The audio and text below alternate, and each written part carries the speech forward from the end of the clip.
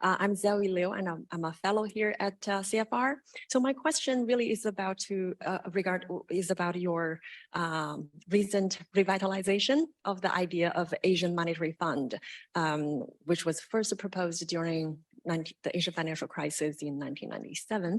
And at that time, also, you were nominated as the best finance minister during that time, I guess a year before. So from your perspective, why do you think Asia now, or in the region, need a Asian Monetary Fund? And the last time when Japanese finance authorities introduced the idea, it was not quite as successful. And why do you think this time there is a chance? Thank you. Look at Malaysia's experience now. As I've said, low, I should say, inflation, 2%, low unemployment, high investments, high or relatively high growth in difficult times, but declining value of the rate of the currency of the ringgit, just because of the decision here in the Fed. So it doesn't affect our fundamentals. However hard you work for a thriving economy, the ringgit is not influenced, is influenced by the decision here in the United States. So what do we do then? People talk of de-dollarization.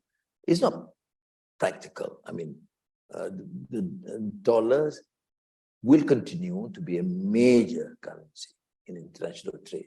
We acknowledge that. But what can we do to redeem the impact that's adversely affecting our economy? Yeah. It's, for example, within ASEAN, we've encouraged strongly to use our local currency in trade.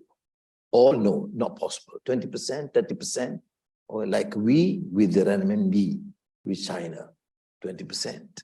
I think with China is about 20, right? So at least to the best of our capacity. And now, why? Just because of our imperative. There's no choice to survive, at least to keep the currency at the level that is normally acceptable. The only option is, of course, to start increasing our interest rate, which have also some ramifications to the economy, to the business community, probably the poorer elements. So we will have that to grapple with this sort of issue. Now, therefore, we say, why can't we in Asia talk in terms of a possibility of some sort of an arrangement? We have the Chiang Mai initiative, which is partly resolving. Not a complete de-dollarization, because it doesn't seem to be economically feasible for now. But at least it would be able to contain the negative impact that we face and suffer, which and without any sort of a initiative to counter this, at least to an limited sense. So I then say, why don't we in Asia start talking about this and preparing at least to redeem part of the negative or adverse impact on the currency. The Chinese seems to be quite amenable to discuss, and ASEAN too.